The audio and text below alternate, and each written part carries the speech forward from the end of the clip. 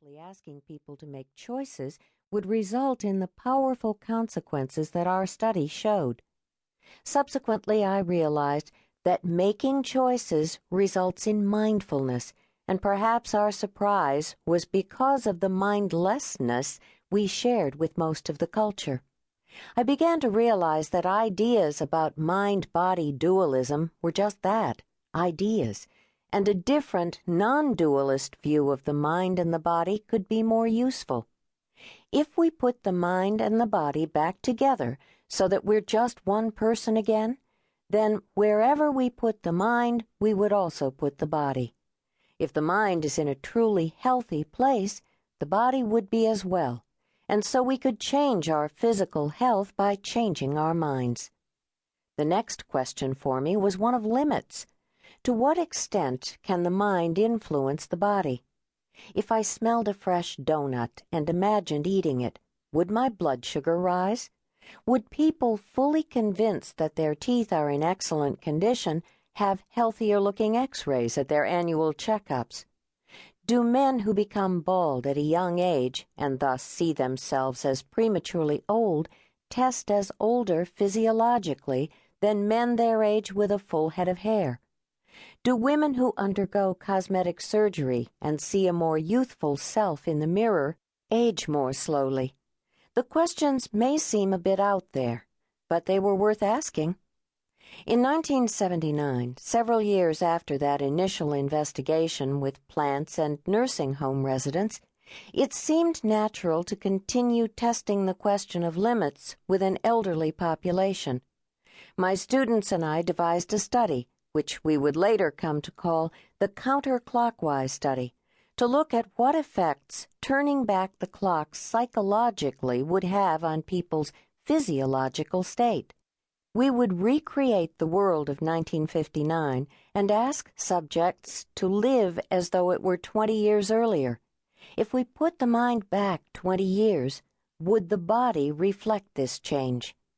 As with many ideas, at first it seemed extreme, but the more we thought about it, the more possible it became. We finally decided it was worth the effort. My students weren't quite as confident as I was because it wasn't your usual study, but they quickly got caught up in my excitement. To start, we consulted leading geriatricians to find the definitive biological markers of age to measure our results. Astonishingly, we were told there were and still are none. Without knowing someone's chronological age, science cannot pinpoint how old someone is. To do our research, however, we needed ways to measure how old people were both before and after the retreat. So we determined which psychological and physical measures were the best bets to use. In addition to weight, dexterity, and flexibility, we planned to measure vision with and without eyeglasses for each eye separately and together, as well as sensitivity to taste. We would give potential participants intelligence tests to assess how quickly and accurately they could complete a series of paper and pencil mazes, and we would test their visual memory. We would also take photographs that we could later evaluate for the appearance of changes. Finally, they would each be asked to fill out a psychological self-evaluation test. All of these tests would help us select participants and give us a way to measure potential improvements at the end of the study. We advertised the study in local newspapers and circulars, describing the research as a study on reminiscing, where people in their late 70s or early 80s would spend a week at a country retreat and talk about the past. To keep the study simple, we decided to use only one gender in order to make room assignments and other logistics easier. We chose to use men. We wanted men who were not ill and who would be reasonably able to participate in the activities and discussions we had planned for them. Word got out.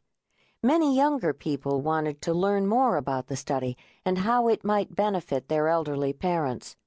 Those selected, based on their telephone interviews, came to the office to take the baseline physical and psychological tests. The interviews were memorable. At our first meeting,